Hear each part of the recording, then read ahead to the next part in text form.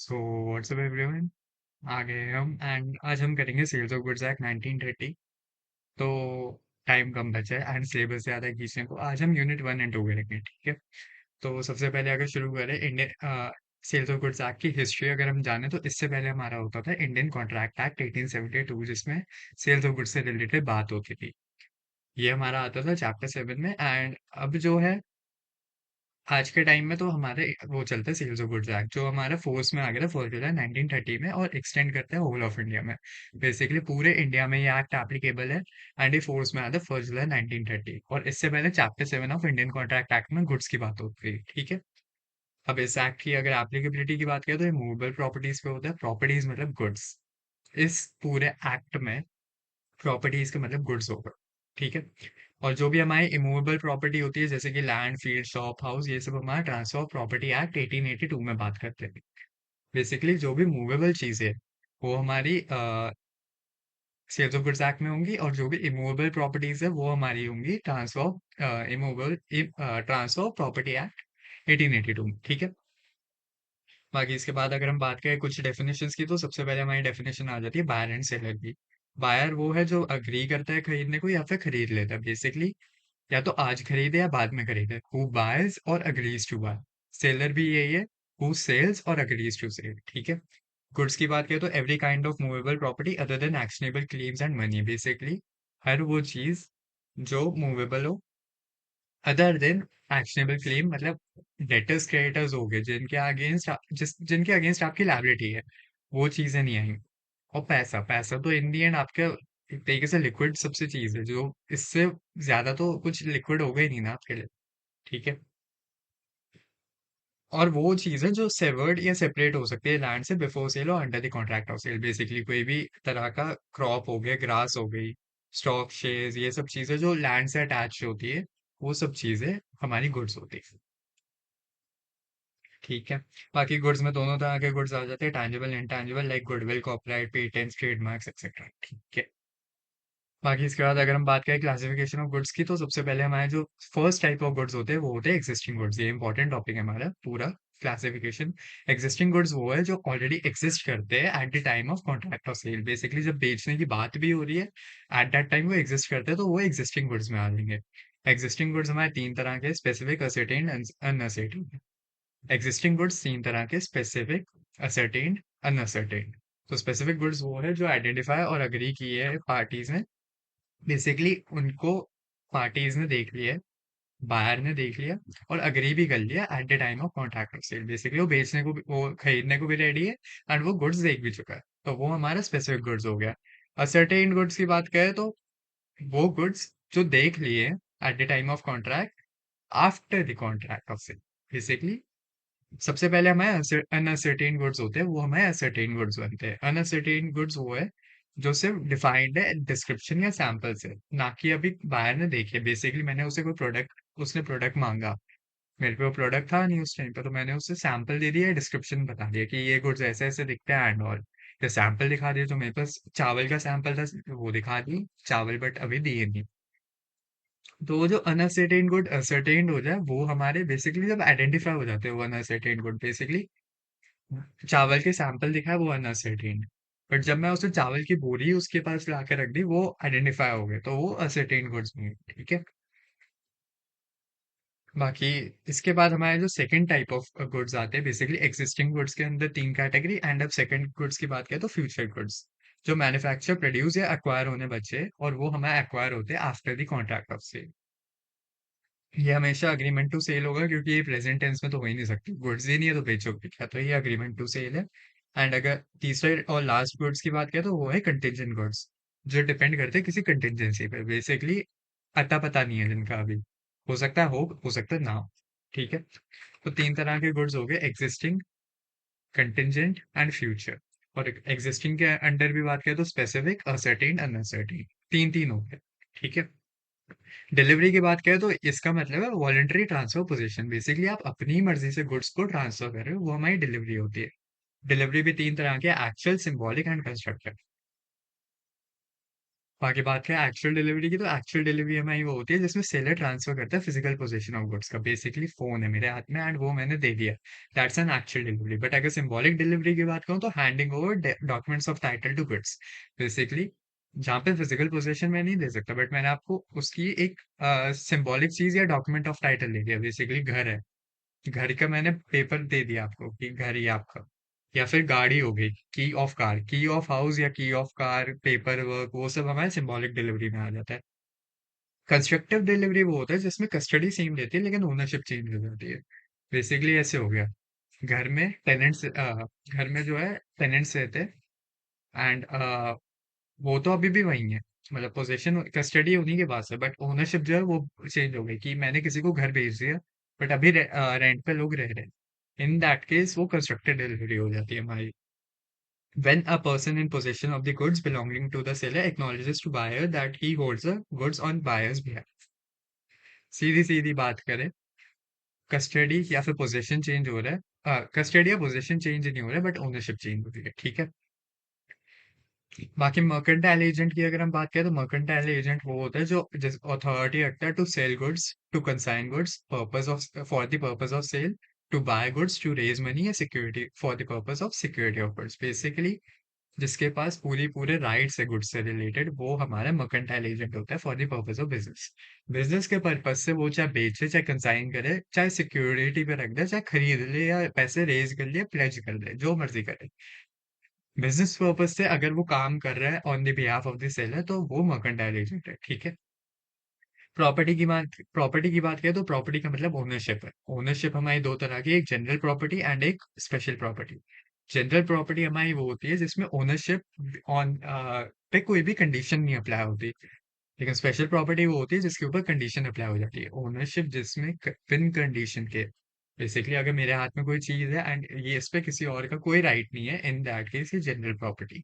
अगर किसी का कुछ भी राइट बनता है या फिर कुछ भी चीज होती है, in that case it is a special property, ठीक है। बाकी सेक्शन 4 की बात करें, sale and agreement to sell, तो इसमें सबसे पहले ये डेफिनेशन दी है, a contract of sale of goods is a contract whereby seller transfers or agrees to transfer the property in goods to buyer for a price. सीधी सी बात करें, कॉन्ट्रैक्ट ऑफ सेल वो कॉन्ट्रैक्ट है जिसमें seller agree करता है goods transfer करने को to buyer for a price. Goods बेचना, ये सबसे पहले कॉन्ट्रैक्ट बना to sell goods, seller buyer को गुड्स देना चाह रहे हैं फॉर अ प्राइस, ये चीज, ठीक है। अग्रीमेंट टू सेल एक सेल बन जाता है जब टाइम इलैप्स होता है या कंडीशन फुलफिल हो जाती है। अगर कंडीशनल कोई कॉन्ट्रैक्ट है तो इन दैट केस कंडीशन पूरी हो जाए, टाइम का कोई कॉन्ट्रैक्ट है तो टाइम पूरा हो जाए, ठीक है। एसेंशियल एलिमेंट्स की बात करें कॉन्ट्रैक्ट की, तो एटलीस्ट दो पार्टी होनी चाहिए, बायर सेलर, और दोनों अलग अलग होने चाहिए।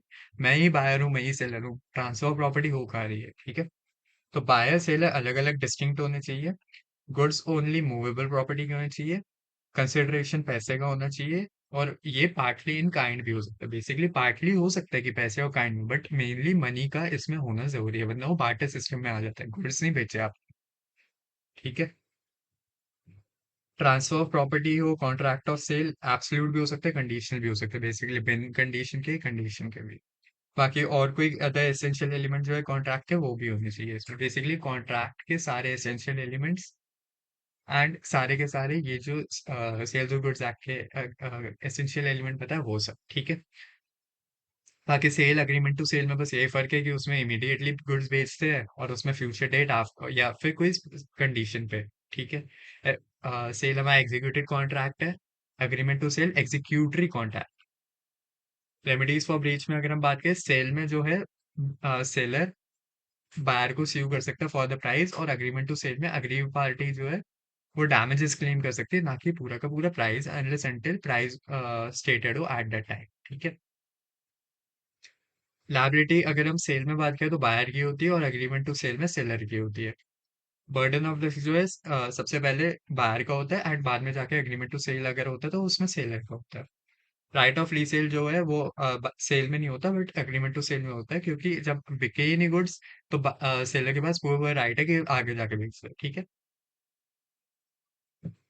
हायर परचेज की बात करें तो हायर परचेज को अगर सिंपल टर्म्स में बोलूं तो ईएमआई हो। एक तरीके से बेसिकली आपने गुड्स खरीदे, गुड्स की आपने इंस्टॉलमेंट्स में पेमेंट करी, लास्ट जब तक आपकी इंस्टॉलमेंट पेमेंट नहीं होती तब तक आप उसकी ओनरशिप नहीं पाते, तो वो हायर परचेज होते हैं एक तरीके से। बाकी अगर एग्जैक्ट टर्म्स में बात करूँ तो goods are let on hire, the hirer has an option to purchase them.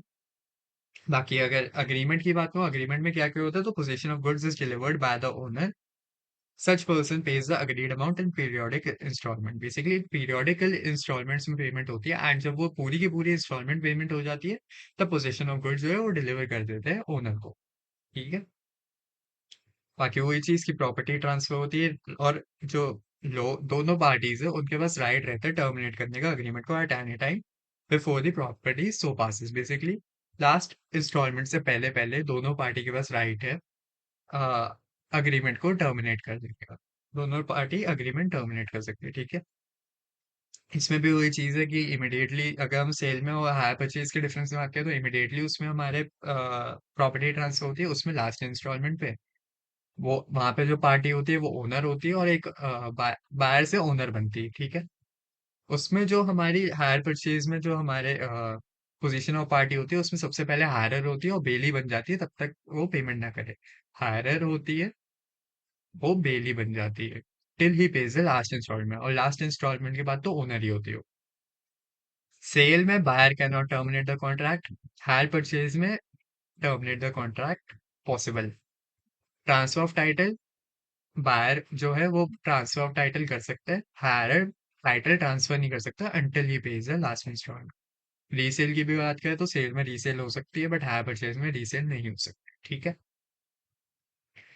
Bailment contract की बात करें तो डिलीवरी ऑफ गुड्स होती है फॉर सम पर्पस, बेसिकली किसी पर्पस के लिए आप गुड्स डिलीवर करते हो अंडर अ कॉन्ट्रैक्ट या फिर कंडीशन कि सेम गुड्स को वापस करना है। बेसिकली आपने कोई कॉन्ट्रैक्ट करा जिसमें आपने कोई स्पेसिफिक पर्पस के लिए आपने गुड्स अपने लेट किए। ठीक है।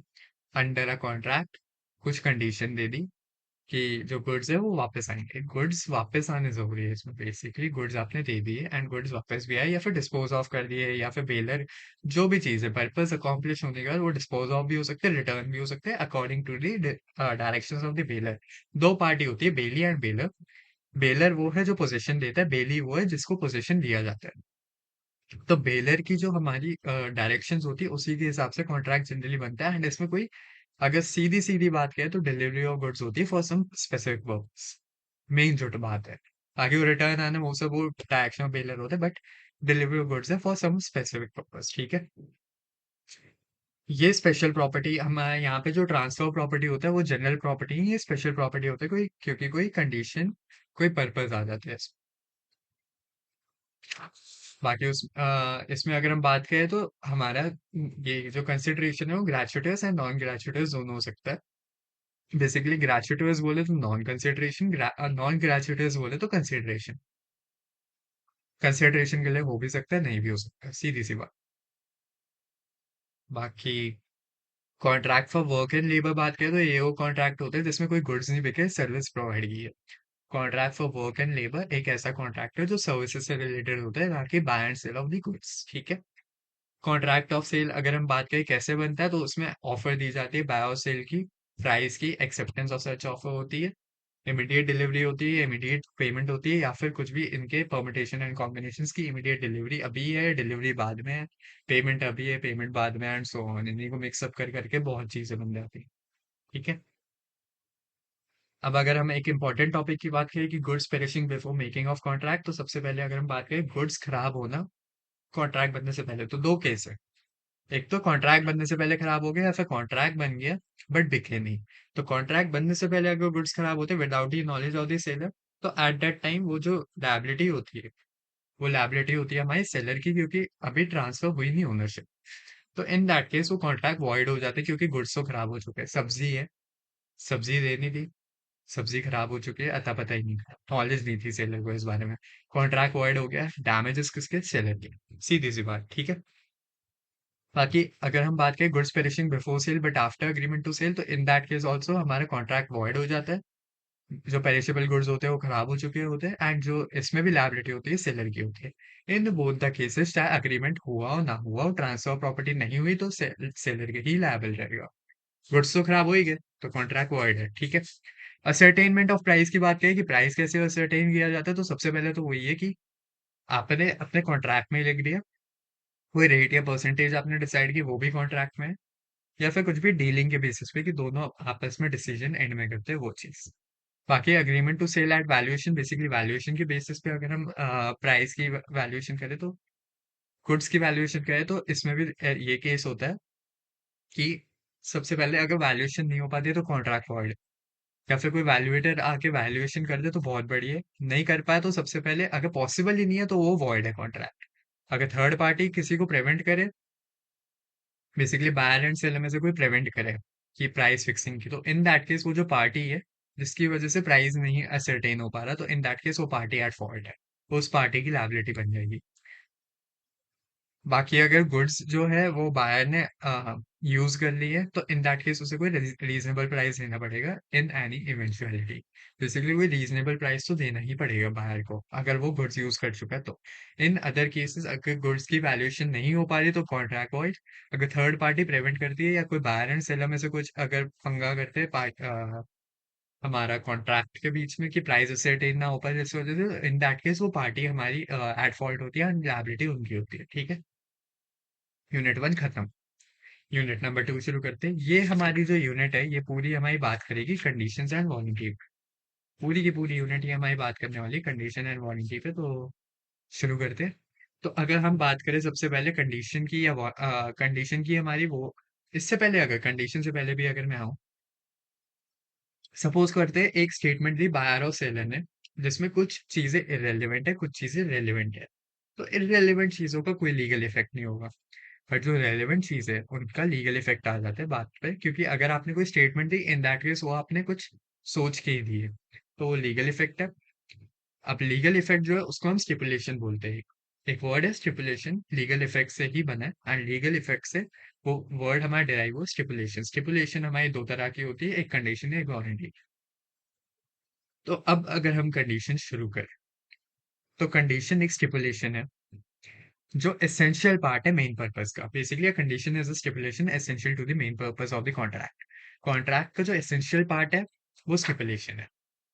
A warranty is a stipulation collateral to the main purpose of the contract. Condition जैसे हमारा एसेंशियल था वैसे वारंटी हमारी कोलैटरल। कंडीशन एसेंशियल है, वारंटी हमारी कोलैटरल होती है। Collateral part of the contract is called warranty and essential part of the contract is called condition. ठीक है, बाकी अगर डिफरेंस की बात करें कंडीशन और वारंटी में, तो वही चीज की सबसे पहले कंडीशन एसेंशियल है, वारंटी हमारी कोलैटरल है। कंडीशन में उनके पास राइट होता है कॉन्ट्रैक्ट को कैंसिल करने का, दोनों पार्टी में इन या फिर कुछ डैमेजेस क्लेम करने या फिर दोनों, कॉन्ट्रैक्ट कैंसिल करना डैमेज क्लेम करने या दोनों के दोनों। वारंटी में सिर्फ डैमेजेस क्लेम हो सकते हैं क्योंकि वो तो इंडियन कोलैटरल केस था। कंडीशन में तो एसेंशियल पार्टी गायब है, तो इन दैट केस आप कॉन्ट्रैक्ट कैंसिल कर सकते हो क्योंकि गुड्स ही आपके डिस्क्रिप्शन से मैच नहीं हो रहे, सैंपल से मैच नहीं हो रहे। बट वारंटी में तो कुछ आपको प्रॉमिस किया गया था वो प्रॉमिस पूरा नहीं हुआ। ठीक है, हाँ, breach of condition is can be treated as breach of warranty. Condition अगर कोई पूरी नहीं हुई तो वो ब्रीच ऑफ वारंटी माना जा सकता है, बट एक ब्रीच ऑफ वारंटी जो है वो ब्रीच ऑफ कंडीशन नहीं माना जा सकता है, क्योंकि आप डैमेजेस तो क्लेम कर ही सकते हो कंडीशन में, बट वारंटी में आप जो कॉन्ट्रैक्ट है वो कैंसिल नहीं कर सकते। ठीक है, ये हमारा इंपॉर्टेंट टॉपिक है कि जब कब कब कंडीशन हमारी वारंटी की तरह ट्रीट की जानी चाहिए। तो सबसे पहले अगर हम बात करें कब कंडीशन ट्रीट करी जानी चाहिए वारंटी से, तो जब बायर जो है वो खुद ही मना कर दे कि कंडीशन नहीं चाहिए, वो कंडीशन को खुद ही मना कर दे, परफॉर्मेंस उसकी वेव ऑफ कर दे कि मुझे कंडीशन चाहिए फॉर हिज ओन बेनिफिट। या फिर कब जब बायर ब्रीच ऑफ कंडीशन को ब्रीच ऑफ वारंटी की तरह ले, इन दैट केस हमारी ब्रीच ऑफ कंडीशन वारंटी है। जब कॉन्ट्रैक्ट में जो पार्ट है वो सेपरेट ना हो सकता हो, इन that case also breach of contract is a breach of warranty, जहाँ पे गुड्स सेपरेट नहीं हो सकते एक दूसरे से एंड बायर ने उसका कुछ पार्ट या पूरे के पूरे गुड्स यूज कर लिए होता। या फिर कोई भी ऐसी कंडीशन वारंटी जो लॉ में हमारी एक्सक्यूज की जा चुकी हो फॉर द इम्पॉसिबिलिटी या फिर अदरवाइज। अगर लॉ बोल रहा है इन दैट केस हमारी ब्रीच ऑफ कंडीशन वारंटी है, परफॉर्मेंस उसने खुद वेव ऑफ करा दी बायर ने, इन दैट केस ऑल्सो। या फिर बायर बोले कि मुझे कंडीशन नहीं वारंटी की तरह यूज करने से, एंड जब गुड्स ही सेपरेटेबल ना होता। ठीक है, कंडीशन एंड वारंटी हमारी दो तरह की होती है, एक्सप्रेस एंड इम्प्लाइड। दो तरह की कंडीशन और वारंटी होगी, एक एक्सप्रेस इम्प्लाइड। इम्प्लाइड वो चीज़ है जो प्रेज्यूम्ड बाय लॉ है, और ये एक्सप्रेस एग्रीमेंट से वेव ऑफ की जा सकती है। बेसिकली अगर आपने अग्रीमेंट में खुद कुछ लिखा तो इन दैट केस वो इम्प्लाइड कंडीशन या वारंटी हट जाती है, और ये चीज़ें लॉ में लिखी हुई है, ठीक है। एक्सप्रेस कंडीशन वही होती है जो अग्री की है दोनों पार्टीज ने मिलकर। अब इम्प्लाइड कंडीशंस की अगर हम बात करें तो इम्प्लाइड कंडीशन में सबसे पहली चीज तो यही है, condition as to title. Basically आपके पास ओनरशिप होना, राइट टू सेल, ये दोनों चीजें जरूरी है। अगर आपके पास ओनरशिप नहीं है या फिर राइट ही नहीं है सेल करने का, तो आप बेच कैसे रहे हो? तो it is an implied condition कि आपके पास उस चीज को बेचने की वो पावर्स है, ठीक है। सेल बाय डिस्क्रिप्शन मैचिंग होना चाहिए गुड्स से। इम्प्लाइड कंडीशन ये है कि अगर आप गुड्स आप डिस्क्रिप्शन के बेसिस पे बेच रहे हो तो इन दैट केस वो डिस्क्रिप्शन से मैच होने चाहिए। सेल बाय सैंपल, अगर आप सैंपल से गुड्स को बेच रहे हो तो इन दैट केस जो आप गुड्स बेच रहे हो वो सैंपल से मैच होना चाहिए। बल्क जो है वो करस्पॉन्ड करे सैंपल की क्वालिटी से। रीजनेबल अपॉर्चुनिटी मिलनी चाहिए बायर को to compare the bulk with the sample. ये दो चीजें, ठीक है। डिस्क्रिप्शन से बेच रहे हो, डिस्क्रिप्शन डिस्क्रिप्शन से मैच हो जाए, सैंपल से बेच रहे हो तो सैंपल से मैच हो जाए। अगर आप सैंपल और डिस्क्रिप्शन से बेच रहे हो, सैंपल और डिस्क्रिप्शन दोनों को मिला के बेच रहे हो, तो इन दैट केस वो दोनों से मैच होना चाहिए, डिस्क्रिप्शन से भी सैंपल से भी। बाकी अगर हम बात करें कंडीशन एज टू क्वालिटी और फिटनेस, बेसिकली गुड्स की क्वालिटी के बेसिस पे अगर आप डिटरमाइन करो तो इसमें कोई भी ऑब्लिगेशन नहीं है सेलर की।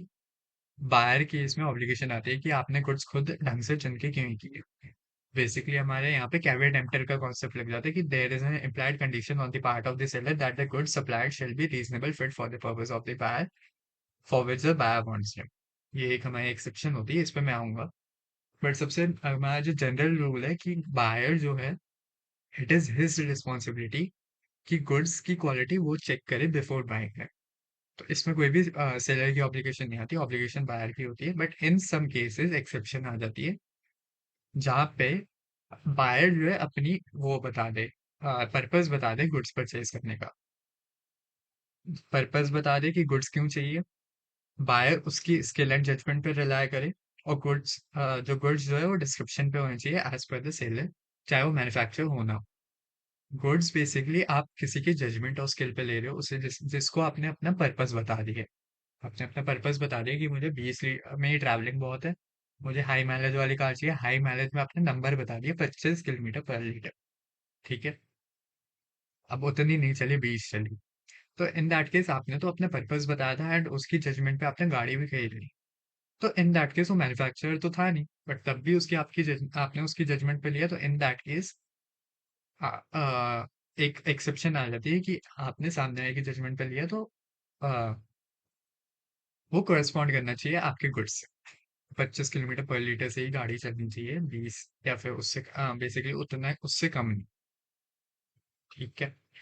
बाकी कंडीशन एज टू मर्चेंटेबिलिटी की बात करें तो मतलब बेचने लायक, यूज करने लायक गुड्स हो, और जो ऑर्डिनरी प्रूडेंस एक्सेप्ट करे, ऑर्डिनरी इंसान जो है वो एक्सेप्ट कर ले उस डिस्क्रिप्शन से गुड्स को, ऐसी क्वालिटी में तो हो एटलीस्ट कि यूज करने लायक हो। अगर यूज करने लायक ही है तो वो तो करे। बाकी कंडीशन एज टू होलसमनेस की बात करें तो होलसमनेस मतलब खाने खाने पीने लायक हो। अगर खाने पीने लायक नहीं है वो चीज़, तो कंडीशन एज टू होलसमनेस है। तो वही हमारी 7 कंडीशन होती है, title, description, sample, sample as well as by description, quality और फिटनेस। क्वालिटी और फिटनेस में मैं बता ही दिया कि अगर आप जब तक खुद अपनी चीज़ें एक्सप्रेस नहीं कर रहे, तो इन दैट केस कोई भी ऐसी कंडीशन नहीं आती। कंडीशन तभी आती है जब आप एक्सप्रेस कर रहे हो, ठीक है। Condition as to merchantability and wholesomeness, ठीक है। इम्प्लाइड वारंटी की बात करें तो warranty as to undisturbed position की वारंटी हमारी ये है कि आपका पोजीशन अनडिस्टर्ब्ड होगा, कोई और क्लेम नहीं करेगा पोजीशन। बेसिकली आपने गुड्स खरीद लिया एंड आपको बाद में पता चल रहा है कोई आके आपको तंग कर रहा है उस गुड्स से रिलेटेड, तो in that case undisturbed position होना जरूरी है। नॉन एग्जिस्टेंस ऑफ इनकम्बेंसेस होने चाहिए, मतलब basically free from charges, free from liability होनी चाहिए। लायबिलिटी अगर कोई है तो बायर को पहले ही बताओ कि लायबिलिटी इस गुड्स पे, बिफोर कॉन्ट्रैक्ट में हुआ है, एंड कॉन्ट्रैक्ट में ये चीज लिखी होनी चाहिए कि लायबिलिटी इन गुड्स पे है। अगर लायबिलिटी नहीं लिखी है आपने कॉन्ट्रैक्ट में, नहीं इन्फॉर्म किया बायर को, तो इन दैट केस ये कॉन्ट्रैक्ट वैसे ही ब्रीच ऑफ वारंटी में माना जाएगा। एंड वही कि वारंटी फ्री फ्रॉम चार्जेस होनी चाहिए। Warranty as to quality of fitness by usage of trade, यहाँ पे भी कोई वारंटी नहीं है। क्योंकि इन द एंड आपने पर्पस नहीं बताया। Disclosure of dangerous nature of goods, basically dangerous type of goods जो है उनका अपने नेचर जो है डिस्क्लोज नहीं किया। बेसिकली कुछ पटाखे हैं और कुछ पटाखों में फट सकते हैं, डेंजरस क्वालिटी के हैं, एंड ये बताना जरूरी है कि ये डेंजर, ठीक है। अब हमारा लास्ट कॉन्सेप्ट आ जाता है जो है कैवेट एम्प्टर। तो कैवेट एम्प्टर बेसिकली यही मीन करता है let the buyer beware. Basically जो खरीद रहा है वो बिवेयर होना चाहिए कि वो क्या खरीद रहा है। बेसिकली वो सेलर को लायबल नहीं ठहरा सकता कि वो क्या खरीद रहा है। उसकी मर्जी से उसने खरीदा, उसकी अपनी जजमेंट और स्किल से खरीदा, इन द एंड वो सेलर को कैसे लायबल करा। तो इसमें यही चीज लिखी है, if the goods turn out to be defective he can not hold the seller liable. The seller is in no way responsible for the bad selection of the buyer. The seller is not bound to disclose the defects in the goods. If the goods turn out to be defective or do not serve his purpose, or if he depends on his own skill or judgment, the buyer cannot hold the seller responsible. तो sales of goods act हमारा ये कहता है कि कैवेट emptor, हमारा जो consumer protection act कहता है वो हमारा कहता है caveat venditor. Basically let the seller beware, ठीक है, let the vendor beware.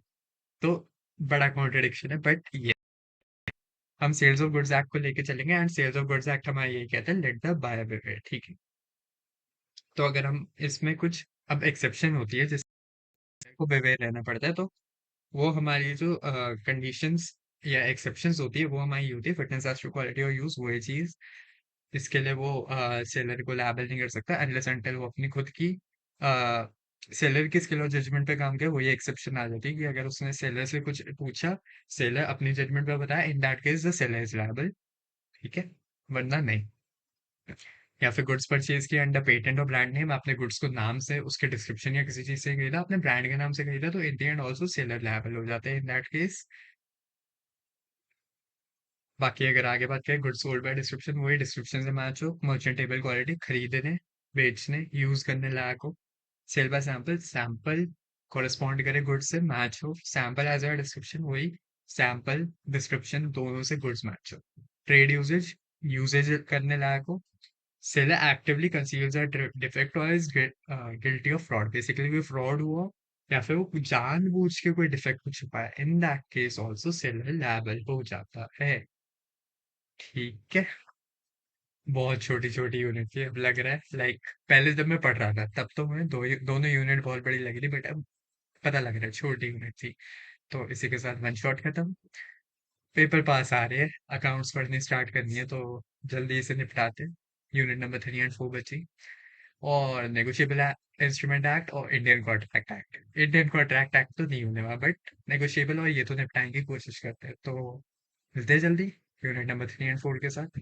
Until then, bye bye.